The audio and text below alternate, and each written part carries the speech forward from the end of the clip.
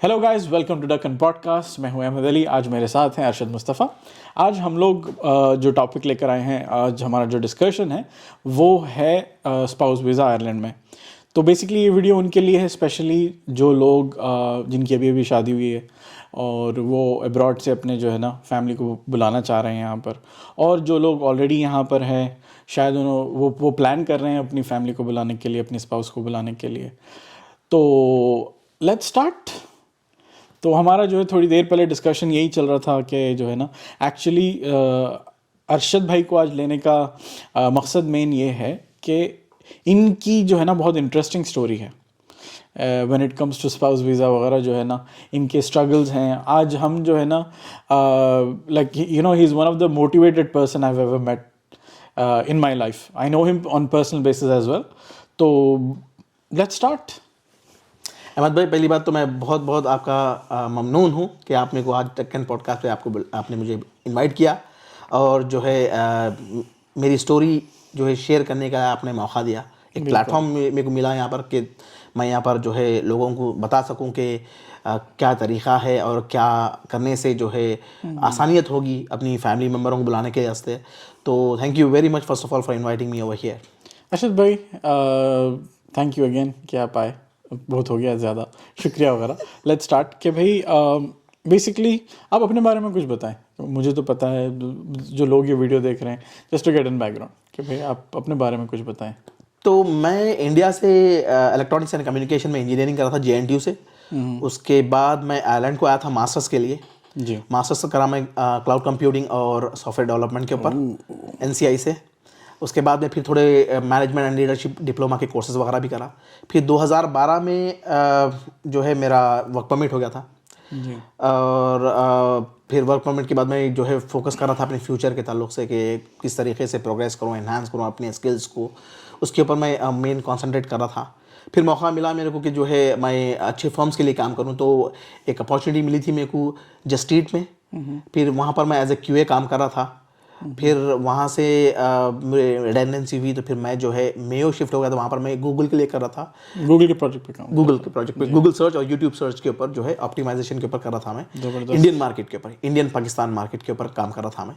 तो मेरे अंडर जो है 8 बंदे थे जो इंडिया में रिमोटली काम करते थे। तो मैं जो है सर्च ऑप्टिमाइजेशन के ऊपर करता था।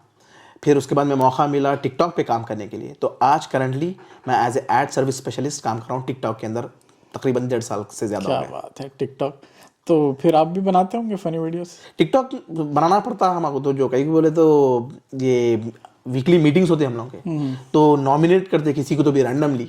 अच्छा, वीकली कि वीकली, हाँ, बस एक्टिविटी, फन एक्टिविटी जैसे रहती नहीं वैसे। जबरदस्त। तो रैंडमली अगर आपका नाम आ गया तो आपको टिकटॉक बनाना पड़ता। तो वो लोग टिकटॉक हम जो है हमारे पूरे टीम मेंबर्स को शेयर करते हैं वहाँ पर, just to share a laugh जो है वहाँ पर जो है एक हेल्दी एटमॉस्फेयर बनाने के वास्ते टिकटॉक रेगुलरली बनाना होता है, हमको अपडेट करना होता।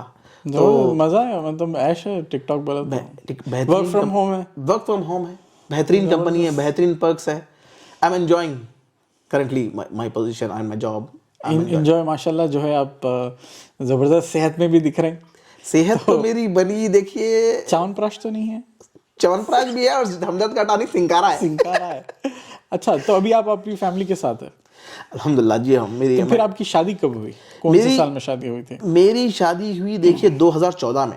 अच्छा, तो कहानी वहाँ से शुरू हुई? 2000 का कहानी वहाँ से शुरू हुई। तो मैं जब ये जस्ट ईट में था मैं, तो तब मेरी शादी हुई थी।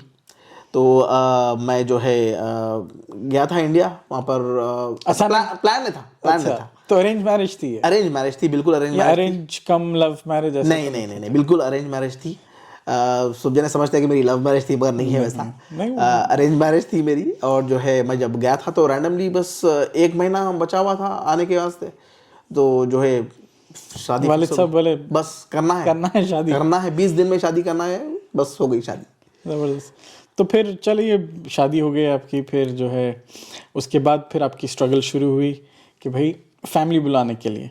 तो पहली चीज़ कि भाई जब आप स्टैम्प 1 थे, जो आपका वर्क परमिट था, तो वो टाइम पे जो है ना क्या ड्यूरेशन था, क्या डॉक्यूमेंट्स रिक्वायर थे, और क्या तरीका था अप्लाई करने का? ऑब्वियसली इतने साल में चेंजेस तो आए। बिल्कुल बिल्कुल। तो जब मैं स्टैम्प 1 पे था, जब मैं फैमिली के वीज़े के लिए अप्लाई कर रहा था, तो जब प्रोसेसिंग टाइम था 2 हफ्ते। 2 हफ्ते? 2 हफ्ते। और डॉक्यूमेंटेशन ये वेरी करता है इंडिविजुअल केस बाय केस के ऊपर। मतलब कई तरीके Obviously, के हाँ। वीज़े हैं, जैसे स्टैम्प 1 है, स्टैम्प 4 है, आयरिश सिटीजन्स है। सबके तो अलग-अलग है। सबके अलग अलग क्राइटेरिया है, अलग अलग जो है डॉक्यूमेंटेशन है। तो वो सारी इंफॉर्मेशन जो है irishimmigration.in पे अवेलेबल है। 72 पेजेस का एक PDF फाइल है, और हर एक स्टैम्प के ताल्लुक से क्या डॉक्यूमेंटेशन ज़रूरी है, एवरीथिंग जो है वहाँ पर है।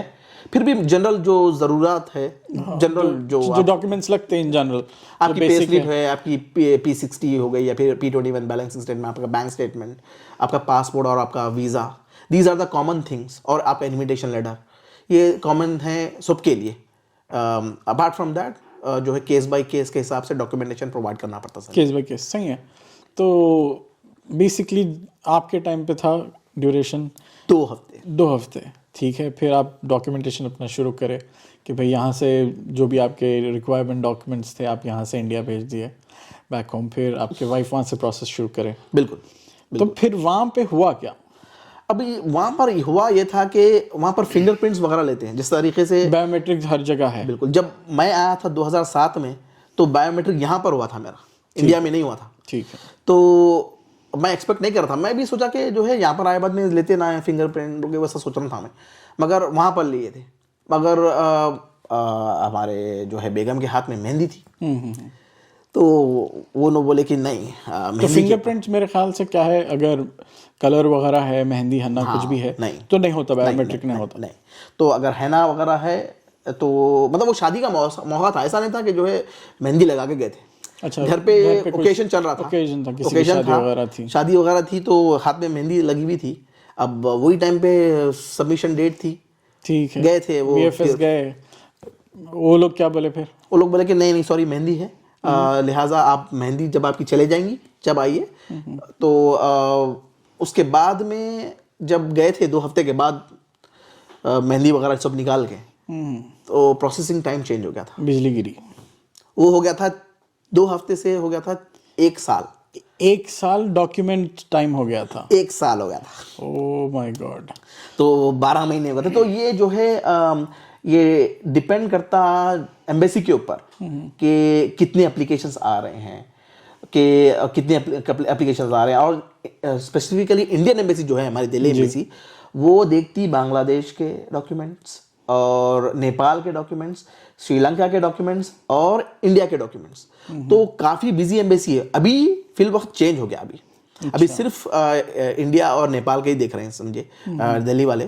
तो मेरे केस के वक्त में 2014 की बात कर रहा हूँ मैं, 2015 की बात कर रहा हूँ, वो टाइम पे जो है बहुत काफ़ी ज़्यादा एप्लीकेशंस आते थे, तो वो प्रोसेस नहीं कर सक रहे थे टाइम पे। तो लिहाजा उन्होंने जो ये फैमिली वीज़ा के कैटेगरी को टाइम बढ़ा दिए थे लोग, मतलब 12 महीने कर दिए थे। तो अब ये जो है टाइम कि भाई अब जो जनरली ऑब्वियसली मतलब भाभी थोड़ा अपसेट हुए होंगे। बिल्कुल। क्योंकि अब मतलब ऑलमोस्ट जो है ना 2 हफ्ते से 1 साल का टाइम हो गया। बिल्कुल। और आपको गैप कितना था शादियों के? 4 महीने 3 महीने कुछ ऐसे? नहीं, मैं शादी से 1 साल के बाद अप्लाई करा था मैं। अच्छा। शादी के 1 साल के बाद अप्लाई करा था मैं, क्योंकि डॉक्यूमेंट्स वगैरह मेरे को बनाना था, प्रिपेयर करना था। क्योंकि मैं प्रिपेयर नहीं था, शादी के लिए प्रिपेयर नहीं था, और डॉक्यूमेंट्स के ताल्लुक से भी मैं प्रिपेयर नहीं था मैं। तो शादी मेरी हो गई, फिर मेरे को डॉक्यूमेंट्स बनाना था, तो डॉक्यूमेंट्स वगैरह बना के सबमिट करे। फिर वहाँ पर जो है ये ड्यूरेशन चेंज हो गया।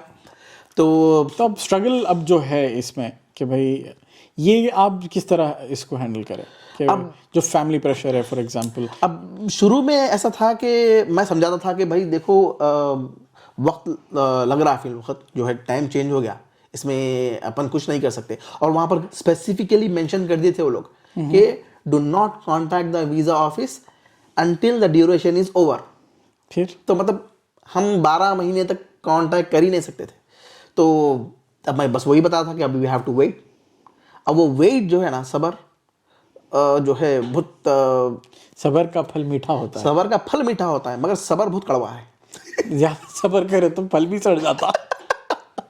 तो जो है वो बहुत काफ़ी स्ट्रगल का टाइम था। तो बस मैं तो बस यही करता था कि कंफर्ट जो है ये देता था कि दिलासा देता था एक कि भाई आप इत्मीनान रखो, आ जाएगा, जितना जल्दी हो सके आपका वीज़ा आ जाएगा। मगर वहाँ पर क्या होता था बोलो, कंपैरिजन होता था।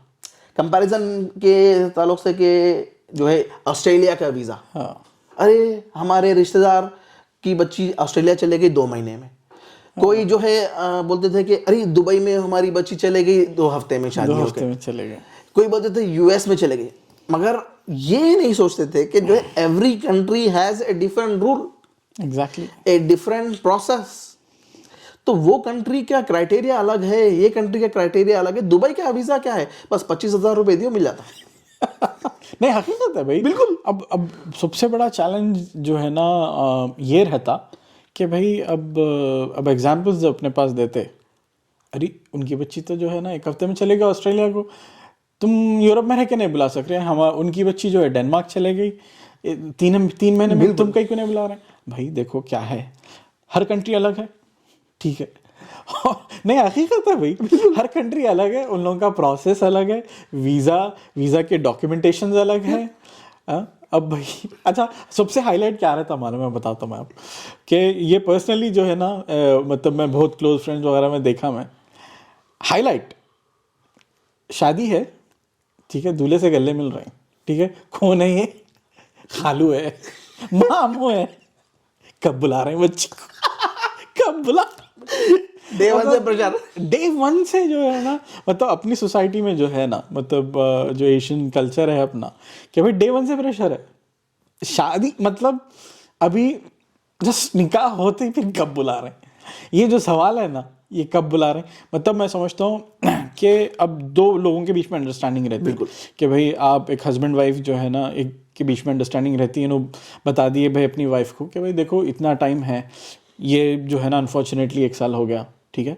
अब नहीं, यहाँ पे जो है ना खानदान वाले गेम खेलते सब, अब मेरे गैर जरूरी प्रेशर है, नहीं, खालों का, फुफुओं का, या नहीं तो बिल्कुल अड़ोस पड़ोस सहेलियां, अरे क्या बने गए, बिल्कुल। अरे भाई ये प्रेशर है ही है। मेरे को प्रेशर ज्यादा किसे था बोले तो कि भाई why you are in a country where you can not bring your own wife, तुम लिहाजा कंट्री चेंज कर दो। अब मैं जो है स्ट्रगल करके आया वहीं, एक स्टूडेंट से वर्क परमिट हुआ, वर्क परमिट होने के बाद में मेरी शादी हुई। अब मैं फ्यूचर ये देख रहा था कि बस 5 साल में मेरा पासपोर्ट होने वाला है, I'll be a citizen। मैं सिटीजन होना मतलब मेरी औलाद सिटीजन होना। तो अब यहाँ से जो अब जनरेशन शुरू होंगी वो पूरी जो है इंशाल्लाह जो है यूरोपियन सिटीजन रहेंगे लोग पूरे, मतलब पूरा जो है पूरा फ्यूचर उन लोगों का जो है बन गया पूरा। अब मेरा विजन ये था, अब मेरे को बोलते थे कि दूसरी कंट्री में स्टार्ट करो। अब दूसरी कंट्री में स्टार्ट करना बोलते तो फिर से ग्राउंड जीरो। अब मैं यहाँ कनाडा चले जाओ, ऑस्ट्रेलिया चले जाओ, वहाँ क्या कर रहे हैं। अब मैं एक इमारत खड़ी करा, मैं एक 3-4 फ्लोर की, अब उसको बोल रहे हैं ढेर कर दे के जो है फिर से शुरू करो। तो वो जो है मेरा से बहुत चैलेंजिंग था। तो अब मैं अपने आप को बस यही बोलता था कि नहीं बस हो जाएगा, बस अपने आप को कंट्रोल करता था मैं। और जो है बस घर पे यही बोलता था कि टाइम जब आ गया वीजे का तो आ जाएगा। तो अब जिस तरीके से वो 12 महीने का जो वक्त था वो तो बिताना था।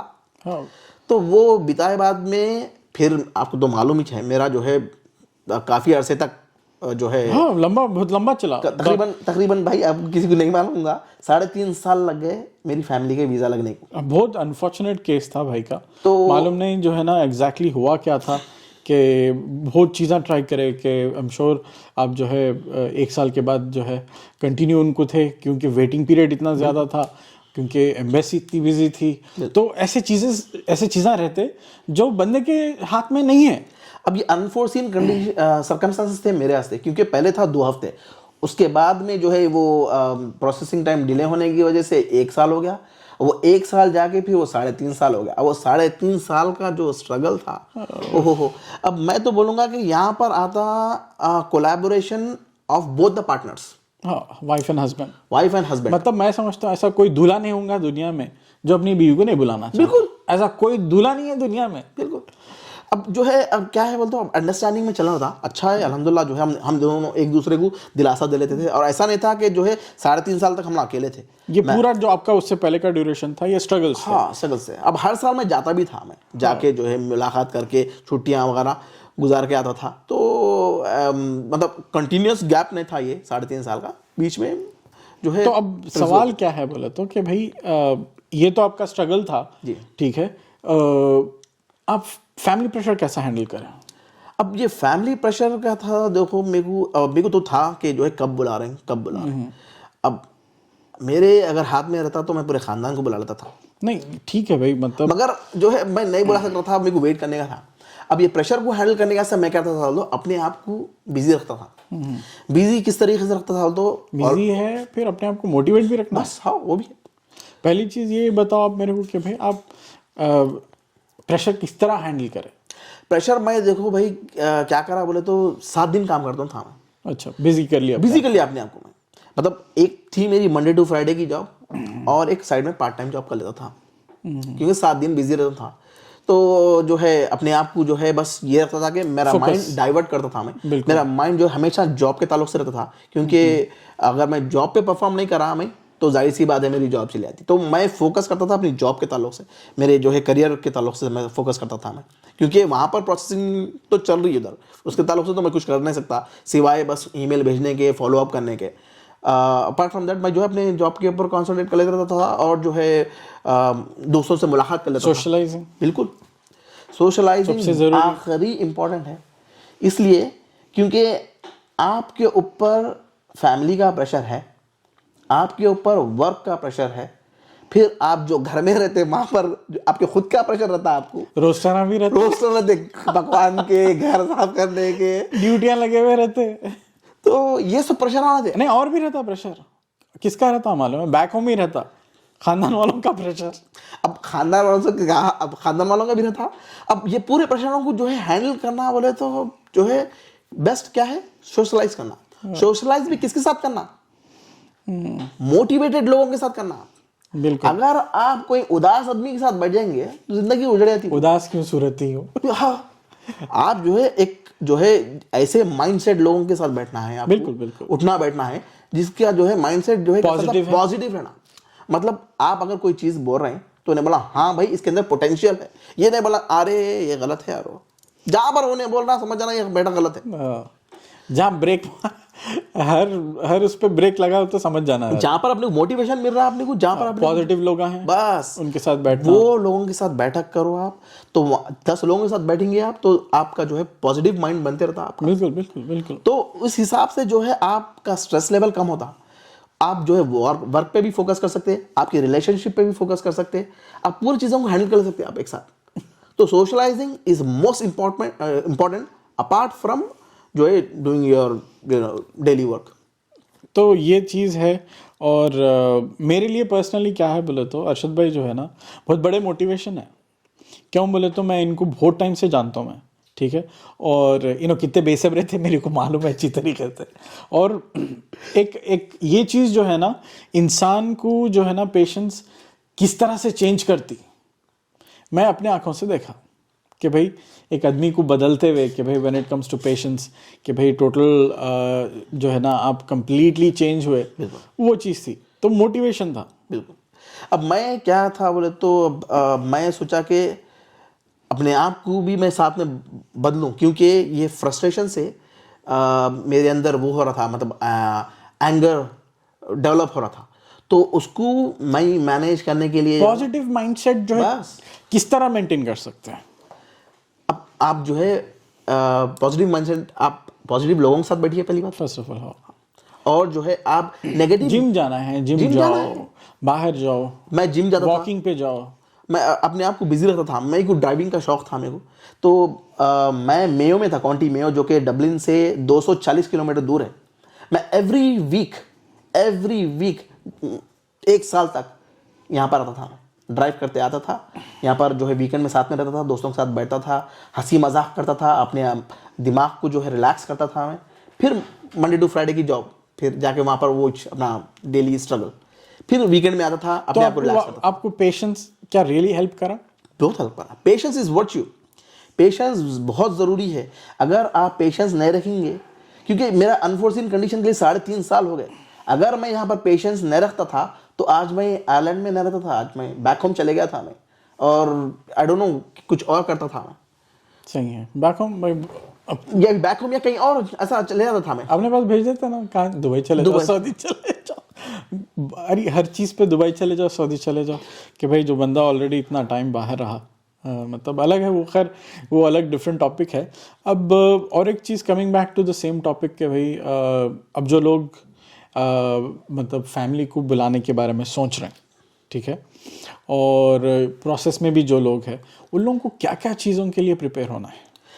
फर्स्ट ऑफ ऑल मैं तो बोलूँगा कि जो भी यहाँ पर ऑलरेडी है, अप्लाई कर रहे हैं और अप्लाई करने का सोच रहे हैं, या फिर अभी रिसेंटली शादी हुई फैमिली को बुलाना चाह रहे हैं, पहली बात तो आप irishimmigration.in पे जाइए, वहाँ पर जो 72 पेज की जो PDF फाइल है वो डाउनलोड करिए और एक एक पैराग्राफ पढ़िए, जो भी इनके रिक्वायरमेंट्स है वो मीट करिए। अगर आप देखिए, मतलब मैं एक जनरल एग्जांपल दे रहा हूँ आपको कि एक जनरल वर्क परमिट वाला अगर अपनी स्पाउस को बुलाना चाह रहा है तो 30,000 मिनिमम होना है सैलरी आपको। नहीं, स्टैम्प 4 के लिए भी मिनिमम 30,000 ही है। ये मैं एक requirement एग्जांपल दे रहा हूँ मैं आपको, कोई जो इसके अंदर मैं डॉक्यूमेंटेशन के ताल्लुक से नहीं बता रहा, एग्जांपल है, थ्रेशोल्ड है बेसिक, बस 30,000 तो मिनिमम होना है। अगर, और वो भी मेंटेन करना है continuously for 2 years, consecutively 2 consecutively for 2 years. Stamp 1 general work permit की बात कर रहा हूँ मैं, और स्टैम्प 4 की, ये मिनिमम मेंटेन करना है। अगर आप 50 यूरो भी अगर कम कर रहे हैं, please don't apply, wait for another year, meet that threshold and then apply. नहीं तो फिर होता क्या मालूम है कि भाई डिलेज है, वो लोग जो है ना, वो ऑलरेडी उनके पास इतने सारे एप्लीकेशंस हैं कि भाई अनवांटेडली डिलेज होते हैं, और स्पेशली क्या है भाई, एक्सपेक्ट द अनएक्सपेक्टेड, बस कि भाई जहाँ पे प्रोसेस जो है 2 हफ्ते का था, जंप मार के 1 साल हो गया, बस 2 हफ्ते में जो है और फिर यू डोंट नो कि भाई क्या रीजंस रहते इसके पीछे, कि भाई क्यों इतना टाइम लगता। अब आपके केस में जैसा था कि भाई आप हर जगह जो है ना ट्राई करें कि भाई उन लोगों को ईमेल्स करे, लेटर्स लिखे, आई एम श्योर, क्योंकि मैं विटनेस हूँ उस चीज़ का कि भाई कितना जो है स्ट्रगल करे, कि भाई वहाँ से रिस्पॉन्स क्या था।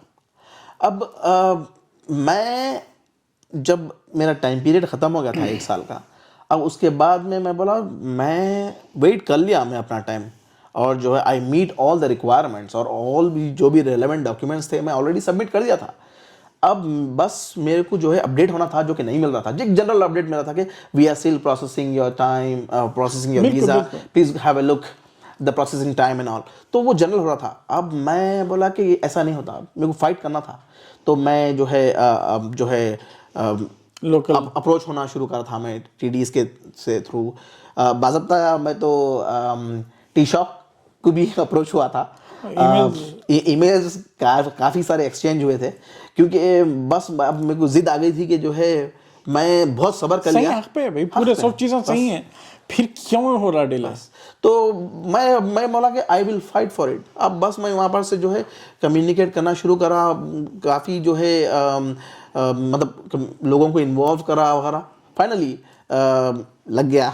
बहारो फूल बरसाओ मेरा महबूब आया है, आखिर में जो है ना वीज़ा जो है अप्रूव हो गया। बिल्कुल बिल्कुल, तो it was a great achievement for me. मैं तो बोलूँगा अचीवमेंट तो मेरे काफ़ी और थे, मगर ये जो स्ट्रगल के बाद में जो वीज़ा लगा, ये मेरा बिगेस्ट अचीवमेंट है। Although I have achieved a lot. मैं समझता हूँ कि सबसे पूछ सकते कि भाई एक आदमी का जो है ना जिंदगी में सबसे खुशी वाला दिन कौन सा है, तो शादी वाला बोलता तुम्हारे केस में तो बोल सकते कि भाई उस दिन जिस दिन मेरी वाइफ जो है आयरलैंड आई बोल के। बिल्कुल बिल्कुल। अच्छा, इसमें जो है ना और एक चीज़ भी है जो मैं भूल गया आपसे पूछना, कि जब आप प्रिपेयर कर रहे थे, ठीक है, अब ये भी एक बहुत बड़ा जो है ना इसके पीछे भी बहुत सारी चीज़ें हैं कि भाई वीज़ा तो लग गया, यहाँ पे क्या तैयारी है? यहाँ पर कि घर हो गया, या नहीं तो फिर अब जब बच्चे हैं, बच्चों का स्कूल देखो, फिर लोकेशन सेलेक्ट करो, कई सारी चीज़ें हैं इसमें। बिल्कुल, वेरी गुड क्वेश्चन। तो अगेन जिस तरीके से मैं मेरा वीज़ा, मेरे फैमिली का वीज़ा इतना बढ़ जाएगा मैं एक्सपेक्ट नहीं कर रहा था। मैं जिस तरीके से मेरी शादी एक्सपेक्ट नहीं कर रहा था, सेम वाइज मैं वीज़ा भी एक्सपेक्ट नहीं कर रहा था। All of a sudden pandemic में वीज़ा आ गया, और जो है घर होना है आपको पहली बात तो, और कार होना है, कार अगर ऑब्वियसली कार तो जरूरी है भाई, कार जरूरी है। जो सिटी सेंटर में रह रहे हैं उनके लिए जरूरी नहीं Depends, है, again, हर very- कोई नहीं अफोर्ड कर सकता भाई, क्योंकि डबलिन में और एक भी बड़ा प्रॉब्लम है आयरलैंड में, मेनली डबलिन में है, वो है हाउसिंग। मतलब अंगार लगी हुई है, इतने ज़्यादा एक्सपेंसिव है कि बहुत बहुत बड़ा मैं समझता हूँ ये डिसीजन है कि भाई जब फैमिली आ रही है आपको जिस तरीके से प्रिपेयर होना है, मतलब फाइनेंशियली प्रिपेयर होना है। फॉर एग्जांपल कि भाई घरां देखो, लोकेशंस है, डबलिन तो भाई ये है मिनिमम मैं समझता हूँ ऑन एन एवरेज 2 बेडरूम जो है ना मिनिमम कितना होंगे, 1800 से 2000 मिनिमम 18 से 2000। तो आपको जो है ना ऑब्वियसली लोग जो है फैमिली वाले रहते, they prefer to go outside Dublin. बिल्कुल। तो जो है ना कार जरूरी है। बिल्कुल। अब जैसा अगर आप डबलिन में रहेंगे, आपको छोटा घर मिलता है, एक बेडरूम का जो है 1500 यूरो है, डब्बा। एक एग्जांपल बोल रहा हूं। तो वही अगर आप यही बजट में अगर आप जरा डबलिन से दूर चले जाएंगे, तो ज्यादा नहीं 10-15 किलोमीटर दूर आपको जो है एक बड़ा डबल बेडरूम का जो बड़ा घर मिल जाता है। ऑलमोस्ट सेम प्राइस पे मिल जाता है। बिल्कुल। तो घर सेट करना है, गाड़ी होना है, और घर सेट करने के लिए तो you should be financially prepared. मैं प्रिपेयर्ड था फाइनेंशियली। तो अगेन फाइनेंशियली मतलब इतना फाइनेंशियली कि किस तरीके की आप लाइफ जीना चाह रहे हैं, बजट किस तरीके की लाइफ आप जीना चाह रहे हैं आफ्टर फैमिली कम बैक। या तो आप जो है कौन सी भी जो है एक सुजुकी गाड़ी भी लेकर रह सकते हैं, या फिर BMW भी लेकर रह सकते हैं। तो किस तरीके की लग्जरी लाइफ आप जीना चाह रहे हैं, और जो है उस तरीके से आप प्रिपेयर रहिए फाइनेंशियली। आपको डेफिनेटली प्रिपेयर होना है, क्योंकि एक्सपेक्ट द अनएक्सपेक्टेड, क्योंकि कभी भी आ सकता है वीज़ा। और अगर आपको डिले हो रहा, प्लीज़ सब्र करिए। डिले अगर हो रहा तो it's due to different issues, may be जो है। भाई यहाँ पे मैसेज उनके लिए भी है जो मतलब जो ये वीडियो शायद मे बी कोई दूसरी कंट्री में देख रहे हैं अदर देन आयरलैंड के, भाई शायद पाकिस्तान, इंडिया या और कोई दूसरे कंट्रीज हो सकते। ये वीडियो उनके लिए भी है कि कई सारी चीज़ें इन्वॉल्व रहते हैं, कि भाई ऐसा कोई आदमी नहीं है जो अपनी वाइफ को अपने साथ नहीं रखना चाहता, कि भाई ये स्ट्रगल्स है। और आयरलैंड एक डिफरेंट कंट्री है, और यहाँ के जो है डॉक्यूमेंटेशंस और इमिग्रेशन सिस्टम कम्प्लीटली डिफरेंट है। यूके में जो है ना स्टूडेंट भी अपनी वाइफ को बुला सकता, बिल्कुल, मगर यहाँ पर नहीं। आयरलैंड में नहीं बुला सकते भाई, रूल है ये कंट्री का ऑस्ट्रेलिया रूल में है। बुला सकते हैं, ऑस्ट्रेलिया में बुला सकते हैं, न्यूजीलैंड में बुला सकते हैं। स्टूडेंट पे अगर आप है तो आप आपके स्पाउस को जो है आप डिपेंडेंट में बुला सकते हैं ऑस्ट्रेलिया में, यूके में, बट नॉट इन आयरलैंड, क्योंकि ये यूरोपियन यूनियन का इनको लॉ फॉलो करना पड़ता है apart from the Irish law. तो और डिफरेंट उनके है कि ये बोलते हैं कि they may not be able to sustain due to the expenses here in Ireland. ये बहुत काफ़ी एक्सपेंसिव कंट्री है, one of the expensive country in Europe है। तो स्टूडेंट अफोर्ड नहीं कर सकता, इसलिए स्टूडेंट स्पॉन्सर कर भी नहीं सकता, समझिए। तो ऐसा है। तो बेसिकली इसमें मेन बात यह है कि भाई अपने हस्बैंड्स को सपोर्ट करिए ये चीज़ में, ट्राई टू अंडरस्टैंड कि भाई सिचुएशन क्या है, कि मतलब आप भी जो है obviously you want to meet your husband, तो अपने फैमिली को भी समझाइए कि भाई डॉक्यूमेंटेशंस अलग है, और वीज़ा प्रोसेस टाइम है, बहुत सारी चीज़ें इन्वॉल्व है इसमें, ठीक है। तो थोड़ा कोऑपरेशन करिए, एंड दुआ करिए कि भाई चीज़ें जल्दी होना। पहली बात तो मैं ये बोलूँगा कि जो भी वीज़ा अप्लाई कर रहे हैं उन सब का वीज़ा, ये मेरी दुआ है कि आप लोगों का वीज़ा जल्द से जल्द आ जाए। जो भी प्रोसेसिंग टाइम का भी फिल वक्त 2 वीक्स चल रहा है, 2 to 4 weeks, I think, yes 4 weeks है, तो विद इन 4 वीक्स आपका आ जाए। मगर ड्यू टू अनफोर्सिन कंडीशंस या फिर सर्कमस्टांसेस कि आपका अगर डिले हो रहा है, सब्र करिए और नेगेटिव मत सोचिए, बी पॉजिटिव, सब्र करिए और hang around two keep yourself busy और डिस्ट्रैक्ट योर माइंड। अच्छा है अगर आप बैक होम है तो कुकिंग वगैरह पे जो है ना कंसंट्रेट कर सकते तो ऐसा करिए, आप सब्र करिए, आपका आ जाता है। बिल्कुल, और एक भी इंटरेस्टिंग तो आ जाएंगे आप। और एक भी इंटरेस्टिंग चीज़ कि भाई यहाँ पे नौकरानी वगैरह नहीं है, मेड वाला कॉन्सेप्ट नहीं है, सब यही कर रहे हैं। तो जो है ना बी प्रिपेयर्ड, मेंटली भी जो है ना बी प्रिपेयर्ड कि भाई वहाँ पे जब जाएंगे दूसरी कंट्री जैसा कि आयरलैंड हो गई या कोई और दूसरी वेस्टर्न कंट्रीज हैं, यहाँ पे मेड वगैरह नहीं रहते, तो you have to look after everything, kitchen हो गया या नहीं तो ऑब्वियसली हस्बैंड्स भी हेल्प करते हैं। आप भी जो है ना क्या बोलते हैं अपनी वाइफ को जो है ना हेल्प करते होंगे बेसिकली। बिल्कुल बिल्कुल। तो अब ये बताइए कि भाई ये तो पूरे चीज़ें हुए, सब सही हैं कि अब खुश है? बिल्कुल खुश हूँ। बहुत खुश हूँ और अल्हम्दुलिल्लाह। इसीलिए जो है माशाल्लाह जो है आप अच्छे सेहतमंद दिख रहे हैं आप। अल्हम्दुलिल्लाह। अभी ये जो है खुशी है जिसकी वजह से मेरा 7 किलो वजन बढ़ गया 1 साल के अंदर। देख रहे हैं ये खुशी वाला वजन नहीं है। खुशी वाला वजन नहीं है। ठीक है, तो ये सब चीज़ें तो जो है ना हुए, बुलाने का प्रोसेस हो गया, ये हो गया। अगर आपको मैसेज देना है ओवरऑल कि भाई अब जो अपना सेशन चला, ये जो स्पाउस वीज़े की टॉपिक है, क्या स्ट्रगल्स इन्वॉल्व रहते, फैमिली प्रेशर है, बहुत सारे जो है ना चीज़ों को ओवरकम करना पड़ता, पेशेंस इन्वॉल्व है, और जो है ना ऑब्वियसली दुनिया के वजीफ़े भी होंगे, दुआएं भी होंगे, और सब चीज़ें। एक मैसेज क्या देंगे आप कि भाई जो लोग हैं वीडियो देख रहे हैं उनके लिए क्या मैसेज हो सकता है आपकी नज़र में? मैं तो यही मैसेज दूंगा कि डॉक्यूमेंटेशन जो है आप एज पर द गाइडलाइंस बनाइए और सबमिट करिए। जो उनका प्रोसेसिंग टाइम है वो कंप्लीट होने दीजिए। अगर ड्यू टू अनफोर्सीन सर्कमस्टांसेस अगर जो है आपका केस डिले हो रहा, आप सब्र करिए और जो है ऑफ कोर्स दुआ भी करिए, और जो है keep yourself busy, distract yourself I mean from negative thoughts.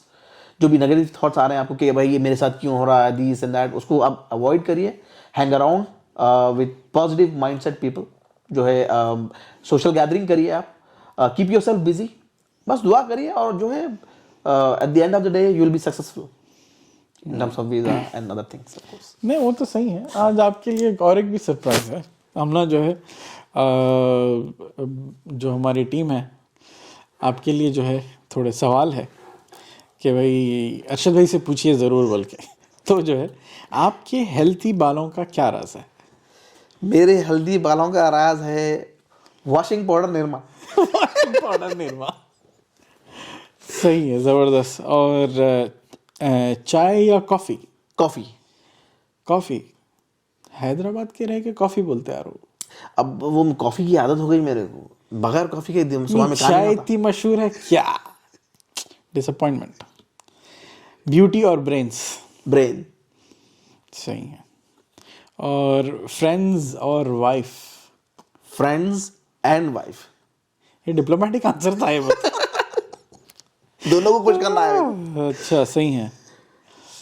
इनो या इज़बगोल? इसबगोल। इज़बगोल। जब 3 टाइम खा रहे हैं तो हाजमे के लिए इसबगोल बहुत अच्छा है। अच्छा। दिल या दिमाग?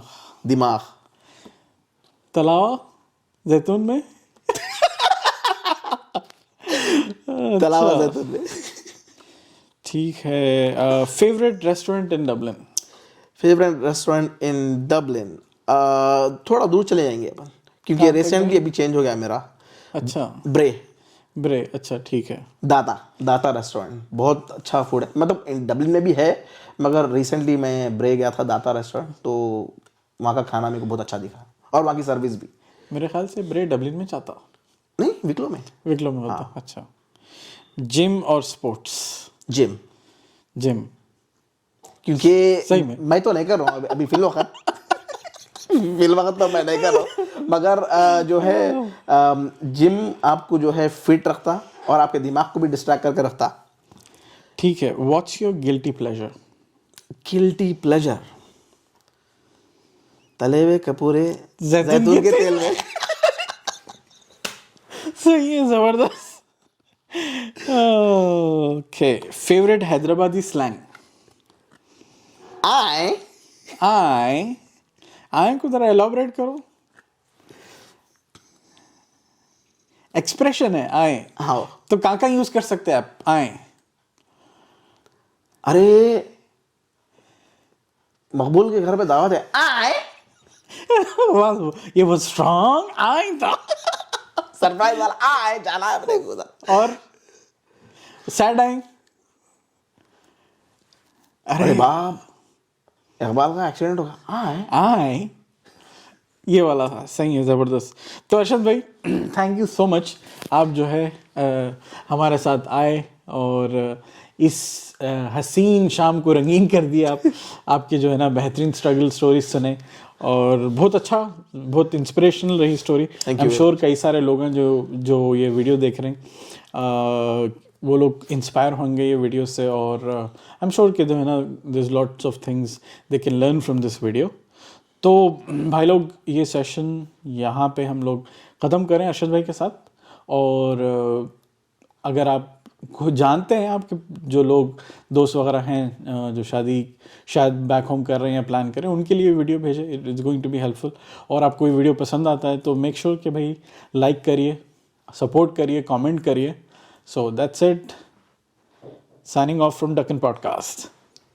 शब्बा खैर।